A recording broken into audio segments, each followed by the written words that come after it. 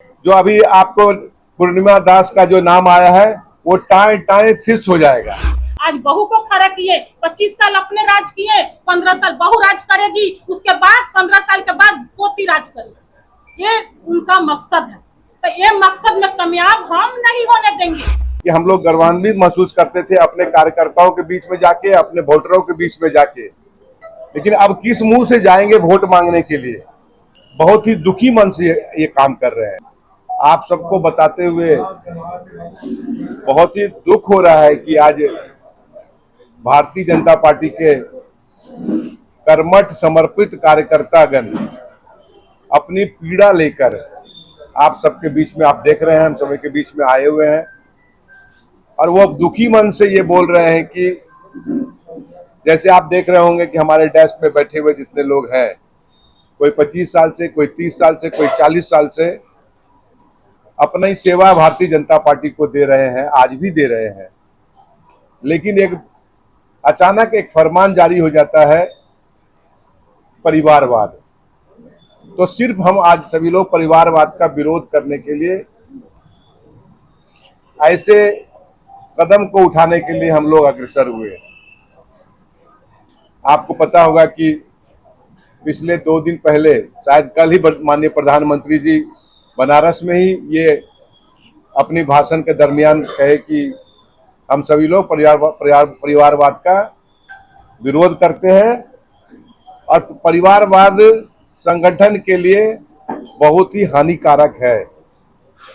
ऐसा उन्होंने ये भी कहा कि ऐसे 100 लोगों को हम चिन्हित कर रहे हैं जो पार्टी में नहीं है और उनको हम लोग पार्टी के बड़े दायित्व में लाने का प्रयास कर रहे हैं। जब माननीय प्रधानमंत्री जी ऐसे सोच है तो अपने स्थानीय जो हमारे पूर्व के मुख्यमंत्री, वर्तमान के महामहिम साहब के क्षेत्र में इतनी बड़ी वारदात हुई कि परिवारवाद का उल्लंघन हुआ, तो क्यों नहीं ये संज्ञान माननीय प्रधानमंत्री जी को गया। आपके माध्यम से हम जरूर बताएंगे ये संज्ञान प्रधानमंत्री जी को नहीं है, नहीं तो प्रधानमंत्री जी ऐसी बातों को कभी स्वीकार नहीं करेंगे। आपके माध्यम से उनके संज्ञान में ये बात को लाना चाह रहा हूं कि जमशेदपुर के पूर्वी क्षेत्र में जो हम लोग का मौलिक जो विषय है कि परिवारवाद का हम लोग बात नहीं करते हैं, उसका यहाँ पर चरितार्थ किया गया है। हम सभी लोग उसी के विरोध में आज बड़ी दुखी मन से हम सबों ने एक सुनिश्चित किया कि हम सबों के ऐसे जो विषय आया उसके विरोध में हम सभी लोग तय किए कि उनके विरुद्ध में हम लोग चुनाव लड़ेंगे। हमारे जितने भी शुभचिंतक है, कार्यकर्ता गण है, उनका दबाव था कि आप इस विषय को लेकर आगे बढ़े और विरोध में आपको चुनाव लड़ना होगा। हमने आज सुनिश्चित किया कि हमें चुनाव में उनके विरुद्ध जाना है। हमने आज आपके माध्यम से बताना चाहेंगे कि हमने चुनाव की जो पहली प्रक्रिया है पर्ची लेने का, हमने आज उसका पर्ची खरीदा है। लगभग 2:30 से पौने 3 बजे के लगभग ये हम लोग ने ले लिया है और आज इसीलिए हम सभी लोग आपके बीच में ये बताने के लिए आए हुए हैं। मित्रों, हम बहुत ही दुखी मन से ये काम कर रहे हैं। पिछला जो 10 साल 12 साल का जो काल रहा भारतीय जनता पार्टी माननीय मोदी जी का, इतना सुंदर काल रहा कि हम लोग गर्वान्वित महसूस करते थे अपने कार्यकर्ताओं के बीच में जाके, अपने वोटरों के बीच में जाके। लेकिन अब किस मुंह से जाएंगे वोट मांगने के लिए, किस मुंह से जाएंगे उनको बताने के लिए, अपने वादाओं को वादा खिलाफी करने के लिए। तो इन सब दुखी मन से हम सभी लोग आज आपके सामने आए, अपनी बातों को, पीड़ा को सामने लाए। जितने भी पत्रकार बंधु हमें जानते हैं, करीब से जानते हैं, मेरा कोई उद्देश्य, राजनीतिक उद्देश्य नहीं था। मुझे बहुत शौक नहीं था कि आप सांसद विधायक बने, लेकिन ये मजबूरी जब पैदा हुई, जब हमारे कार्यकर्ता आए, जो हमारे साथी आए, सहयोगी आए, वो उनका कहना था कि आप चुनाव में आइए, अगर नहीं आएंगे तो ये परिपाटी, एक नया परिपाटी चलेगा कि 25 साल एक नेता को हम लेके चले, उसके बाद उनके परिवार आएंगे, हो सकता है उसके बाद भी कोई परिवार उनका आएगा, तो यहाँ के कार्यकर्ता, यहाँ जो और भी लोग हैं, उनका क्या होगा। तो इसके विरुद्ध में हम लोग सब यहाँ पर आए हैं और हमने आज सुनिश्चित आपको कर दिया कि हम चुनाव में आ चुके हैं और भगवान की जो मर्जी होगी वो होगा। तो आज इसी ख्याल से ये कब कर रहे हैं? नॉमिनेशन हम लोग 23 तारीख को लगभग 12:30 बजे हम नॉमिनेशन करेंगे। हम सभी लोग यहीं जहां आप आए हैं हमारे कार्यालय से ही 10 बजे हम लोग सभी निकलेंगे। यहाँ से एक बड़े इवेंट के साथ निकलेंगे, बड़े भीड़ के साथ निकलेंगे और आपको उस दिन एहसास हो जाएगा कि उसी दिन जो अभी आपको पूर्णिमा दास का जो नाम आया है वो टाइम फिक्स हो जाएगा। वो तैयारी हम लोग करके रखे हैं। आप घूम के पूरे पूर्वी क्षेत्र में आप देख चुके हैं कि लोग कितना मन में कितना उदासी है, मन में कितना पीड़ा है इस लेके, और इसका समर्थन हम सबों को मिलेगा ऐसा मेरा विश्वास है। आपके माध्यम से सभी वोटरों को मैं विश्वास दिलाना चाहता हूं कि जो परिपाटी इन्होंने स्टार्ट किया उसका हम सभी लोग विरोध करेंगे और निश्चित रूप से हम लोग जीत हासिल करेंगे। क्या आपको भी लगता है 2019 वाला फिर से ट्रेंड निश्चित रूप से 2019 में 2019 में निर्दलीय उम्मीदवार की जीत हुई। जी 2019 में भी ऐसी कुछ घटना घटी थी जिसका विरोध यहाँ के जनता ने किया, यहाँ के वोटरों ने किया, और फिर इस बार 2024 में पुनरावृत्ति होने की संभावना है। आप ऐसे सुनिश्चित कर लीजिए कि 2019 में भी 2024 में भी निर्दलीय की यहाँ पर उम्मीदवार होंगे, यहाँ के विधायक होंगे। एक सवाल और होगा, आप संघ से लेकर के भाजपा के वरिष्ठ नेताओं में गिनती आती है, क्या आपको कोई संघ से या भाजपा के वरिष्ठ नेताओं के यहाँ से कोई उनको चाया? देखिए, ये पब्लिकली करने की हम शायद अच्छा नहीं समझेंगे कि हम ऐसे संस्कार से आए हुए हैं, ऐसे पार्टी से आए हुए, ऐसे संघ परिवार से हैं कि ऐसी बातों को पब्लिकली करना शायद मेरे लिए अच्छा नहीं होगा। आपको तो हम पहले ही बताया कि ये बहुत ही पीड़ा से हम ये जो प्रेस वार्ता में हम बोल रहे हैं, ये मेरी पीड़ा बोल रही है, मेरा दुख बोल रहा है और हमारे कार्यकर्ता का जो भावना है ये बोल रहे हैं। हम तो जिस परिवार से आए हैं, तो शायद आज हम जो जिस जगह बैठे हैं वो हमारे लिए बहुत दुर्भाग्यपूर्ण है। राजनीतिक दबाव किसी तरीके का चुनाव नहीं लड़ने के लिए आपके ऊपर है? नहीं, देखिए, राजनीतिक दबाव क्या हो सकता है? हम तो बहुत सामान्य आदमी हैं, आपको पता है, हम सामाजिक कार्यकर्ता हैं, हमारे लिए क्या दबाव होगा? हम दबाव कोई झेलने वाले भी नहीं है। हम कोई गलत काम भी नहीं करते हैं जीवन में जिससे कि हमको डरना पड़ेगा। हमारा कोई ऐसा व्यवसाय नहीं है जिससे हमको डरना पड़ेगा। हमने जीवन में कोई ऐसा कर्म ही नहीं किया जिससे कि हमको डर है, इसलिए कोई दबाव हमारे पर नहीं चलने वाला है। हमारा जो वोटर है, हमारा जो कार्यकर्ता है, वो ही मेरा बल है, उसके आधार पर हम आगे बढ़ेंगे।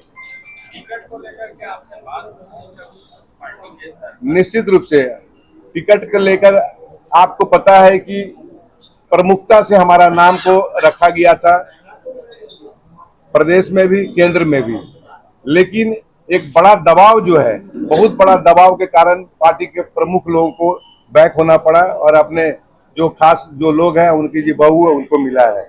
ये सभी लोग जग जाहिर है, कुछ में कुछ बताने की आवश्यकता नहीं है।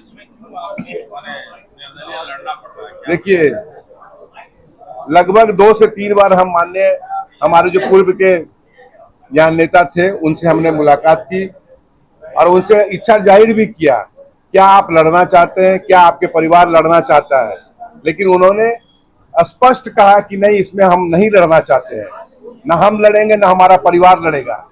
उस परिस्थिति में हमारे साथ मैं या हमारे साथ लगे हुए कितने कार्यकर्ता जो आज उनको भी खराब महसूस हो रहा है, ऐसे सभी लोग जो बैकफुट पर आ गए हैं, सबको ये आश्वासन था कि वो नहीं लड़ेंगे, ना उनकी परिवार लड़ेगा। इसी लेके हम लोग सबको अपनी तैयारी किए थे। इसमें आप देख रहे होंगे कई पूर्व के जिलाध्यक्ष थे, कई बड़े बड़े नेता जो बहुत बड़े 30 साल 35 साल से अपना जीवन दिए हुए पार्टी को, ऐसे नेता थे, लेकिन किसी को चांस नहीं मिला तो क्या मिला?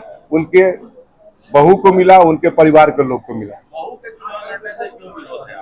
देखिए, तब तो ये बहू ही क्यों, हमारी बगल में बैठी हो हमारी दीदी क्यों नहीं? 30 साल अपने जीवन को, 35 साल दी है अपने जीवन को, और भी बहनें आप देख रहे हैं, सबको मौका मिलना चाहिए, उनको ही बहू को क्यों मिलना चाहिए? उनके बहू से ये पूछा जाए कि भुइयाडीह और भालूबासा 7 नंबर जोन और 6 नंबर जोन कहाँ है, पहले उसका एड्रेस बता दीजिए, तब हम समझेंगे कि आप प्रत्याशी हैं। कभी आप पार्टी के कुछ कार्य में नहीं है, सामाजिक कार्य में दिखे नहीं है, तो ऐसे लोगों को मिलने से अच्छा था कि हमारी बहुत बहनें हैं जो 30 साल 40 साल से अपना योगदान दे रहे हैं, पार्टी को समर्पित कार्यकर्ता है, वो उनको भी मौका मिलना चाहिए। नामांकन हम करेंगे 23 तारीख को। समय लगभग वही है कि 12 बजे के लगभग होगा, 12 से 1 के लगभग यही सुनिश्चित किया गया। अभी तक क्या समर्थन मिल रहा है जनता का, आपको क्या लग रहा है? देखिए, अभी तो आपका भी सर्वे हो रहा होगा, आप भी अपने ये दिन भर का सर्वे में आप जरूर रिपोर्ट लिए होंगे कि सभी लोगों के जबान में ये बैठा हुआ है कि ये जो उम्मीदवार का डिसीजन हुआ है सरासर गलत हुआ है। लोग इसको विरोध कर रहे हैं, बहुत ही दुखी मन से बोल रहे हैं कि भारतीय जनता पार्टी की ऐसी परिपाटी नहीं थी और इसका लोग विरोध कर रहे हैं। और निश्चित रूप से जब इसका विरोध हो रहा है तो हमें समर्थन मिलेगा। क्या लग रहा है, बड़े नेता आपसे बात किए थे? नहीं, घोषणा से पहले कोई भी नेता हम सब किसी से नहीं बात की, मुझसे ही नहीं, और भी जो प्रत्याशी थे किसी से भी बातचीत नहीं हुआ। ये हमें अगर किसी भी नेता को, किसी भी हमारे दोस्त को, मित्र को अगर ये प्रत्याशी बनाया जाता तो शायद ये परिस्थिति आज पैदा नहीं होती। आप उसके लाइन में दिनेश कुमार जी थे, रामबाबू तिवारी जी थे, अभय सिंह जी थे, मिथिलेश यादव जी थे, अनिल सिंह जी थे, ऐसे तमाम हमारे कार्यकर्ता थे जो कि लाइन में थे। हो सकता है कि हम अच्छा नहीं लग रहे हैं, शिवशंकर सिंह अच्छा नहीं है किसी भी कारण से, लेकिन हमारे जो 5 साथी थे उसमें किसी को मिल जाता है। आज ये परिस्थिति पैदा नहीं होती, कभी नहीं होता। मेरा कोई बहुत महत्वाकांक्षा नहीं है, हम कोई महत्वाकांक्षा लेके नहीं चलते हैं कि हमको विधायक सांसद बनना है। तो मेरा मित्रों, आपसे यही आग्रह रहेगा कि इस विषय को आप भी जनता के बीच ले जाएं, आपके माध्यम से जनता जाने कि आखिर क्यों हमें आना पड़ा, एक सामाजिक कार्यकर्ता को क्यों ऐसे परिस्थिति में क्षेत्र में आना पड़ा। तो आप सबसे आग्रह है कि आप यहाँ आए हैं तो सच बात को आप क्षेत्र में ले जाएं, अपनी जनता के पास ले जाएं, अपने वोटर के पास ले जाएं, और इसके माध्यम से हमारे जो बड़े नेता है, जो हमारे सम्मानित नेता है, वो भी देखे क्यों ऐसी परिस्थिति पैदा हुई कि आज जमशेदपुर में दूसरी बार कोई निर्दलीय नेता को आना पड़ा। ये पूरे पिछले हम तो जन्म से कभी देखे नहीं थे। ये 2019 से ये परिपाटी चालू हुई है, फिर 2024 में ये दोहराया गया है। 2019 में जो घटना घटी तो उससे तो सीख लेना चाहिए हम सबों को, लेकिन नहीं, सीख नहीं लेके फिर उसका पुनरावृत्ति किया गया। इसका हम सभी लोग विरोध कर रहे हैं। मैं भी प्रत्याशी थी, मैं भी अपना बायोडाटा वरीय नेताओं को मैंने दी थी 2019 से लेकर क्या, मुझे तो 94 से भारतीय जनता पार्टी में 94 से भारतीय जनता पार्टी में मैं कार्य कर रही हूँ, बहुत सारे पद पर रही, लेकिन आज तक माननीय महामहिम राज्यपाल ने कभी सीधा मुंह से हम लोगों से बात नहीं। अगर महिलाओं को पार्टी ने कहा कि महिलाओं को मान सम्मान देते हैं, महिलाओं को ही मान सम्मान देना है, तो महिला में क्या एक तो उनकी बहू थी? क्या भारतीय जनता पार्टी में महिला मोर्चा में कोई महिला नहीं थी? मुझे नहीं पसंद करते हैं। कल्याणी शरण थी, बहुत सारे महिलाएं थी, आप उनको दे सकते थे। किसी को भी आप हाथ पकड़ के आप बोलते कि हाँ इस महिला को आप टिकट दीजिए, मैं इनको सपोर्ट करती हूँ, तो आज आप इस भारतीय जनता पार्टी में एक बहुत अच्छा, मतलब बहुत अच्छा नेता माने जाते हैं, लेकिन आपने वैसा नहीं किया। आपने 2019 में आप ही के चलते पूरा कोल्हान हारा, और 2024 में भी वही परिस्थिति आप ला के खड़ा किए, जो कि घर से 2 साल 3 साल आज बहू के आके हुआ, बहू को आप ला के खड़ा कर दिए, प्रत्याशी बना दिए। और वो बहू अगर हमारे पूर्व महिला मोर्चा के जिला अध्यक्ष ज्योति अधिकारी ने एक मैसेज डाली थी कि क्या बात है, हम लोगों में से कोई महिला नहीं थी मान सम्मान के लिए, तो उनका बहू ने कहा क्या था, बहुत कुछ महिलाओं को देखा जाता है, चरित्र पर भी देखा जाता है, चरित्र वही चरित्रमान है, बाकी लोग चरित्रहीन है क्या, पढ़ी लिखी वही है, हम लोग अनपढ़ गंवार है। इस तरीका के भाषा उनका बहू ने फेसबुक पर डाली है, व्हाट्सएप पर डाली है। तो ये सारे महिलाओं के प्रति इस तरीका से अभी से उनका इस तरीका के भाषण, इस तरीका के लिखना तो अच्छा बात नहीं है ना। भारतीय जनता पार्टी में आप लोग सब जानते हैं ये जितने यहाँ प्रेस के लोग हैं मुझे कौन नहीं जानते हैं, ये बताइए। आज से मैं काम कर रही हूँ, कभी अपना मुंह खोली हूँ, किसी के पास मैंने कुछ बोला है? भारतीय जनता पार्टी में मैंने काम किया, क्या नहीं किया भारतीय जनता पार्टी में? रघुवर जी जब 95 में जब चुनाव लड़े विधायक का, तब महिला नहीं थी, एक कल्याणी सरन और मधुलिका मेहता, राजपति देवी, तीनों महिला थी जो पूरा महिलाओं को बटोरकर उनका कार्यक्रम को सफल बनाने में, और कैसे भारतीय जनता पार्टी आगे बढ़े, संगठन कैसे मजबूत हो, ये बूथ से लेकर हम लोग मंडल से लेकर जिला तक हम लोगों ने काम किया है।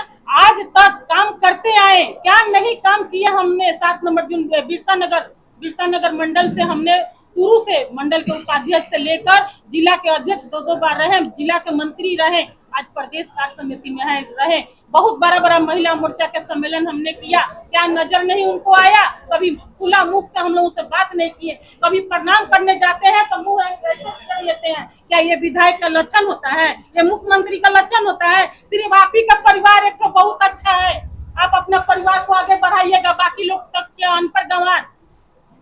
अनपढ़ है, गंवार है, सब तो शिक्षित नहीं है। इसीलिए कोई भारतीय जनता पार्टी में जितनी भी महिला मोर्चा है वो सब शिक्षित नहीं है। शिक्षित है तो सिर्फ उनकी बहू है। आज बहू को खड़ा किए, 25 साल अपने राज किए, 15 साल बहू राज करेगी, उसके बाद 15 साल के बाद पोती राज करेगी। ये उनका मकसद है, तो ये मकसद में कामयाब हम नहीं होने देंगे। बहुत मुंह बंद करके रहे, कभी उनका खिलाफ नहीं, बड़े भाई के जैसा इज्जत किए। आज भी पार्टी के लिए आत्मा रोता है, इनके चलते संगठन बर्बाद हुआ।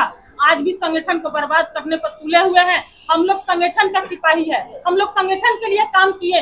भारतीय जनता पार्टी के हम खिलाफ नहीं जा रहे हैं, ना ही हम वो बहू के खिलाफ जा रहे हैं। हम बहू के भी खिलाफ नहीं है, हम ये नहीं बोल रहे हैं कि वो महिला है तो हम उसका खिलाफ हो जाएंगे। हम खिलाफ है तो माननीय राज्यपाल के लिए, उनका नियत क्या कह रहा है, उनका नियत के चलते ही आज पार्टी में इतना धमाल हो गया है, फिर भी उनको नहीं सुझाव हो रहा है। आज मैं आप लोग के जरिए मैं ये बात को प्रधानमंत्री तक पहुंचाना चाहती हूँ कि माननीय प्रधानमंत्री, लोकसभा चुनाव में हम लोगों ने काम किया है। आज लोकसभा चुनाव हम लोग जीत कर, पूर्वी विधानसभा पूरा जमशेदपुर लोकसभा चुनाव जीत कर हम लोग उनको दिया संसद, लेकिन जब परिवारवाद कहाँ से आ गया? ये परिवारवाद कब तक रहेगा? माननीय प्रधानमंत्री ने कहा कि परिवारवाद ही संगठन को बर्बाद कर रहा है। फिर जब उन्होंने ये बात जब बोल दिया है तो फिर ये परिवारवाद कहाँ से आएगा? एक टिकट दिनेश को दे देते, राम बाबू तिवारी को दे देते, आप मिथिलेश यादव को दे देते, अनिल सिंह को देते, राजन सिंह को दे देते, अभय सिंह को देते। अरे सब में से किसी न किसी में से तो कोई आपका पसंदीदा होगा कि सब के सब दरकिनार करके आप लाके उठा के बहू को अपनी दे दी। क्यों? मैं इसीलिए मैं भी अपना बायोडाटा दी थी, और मैं इसीलिए मैं भी चुनाव लड़ने के लिए आगे आई थी।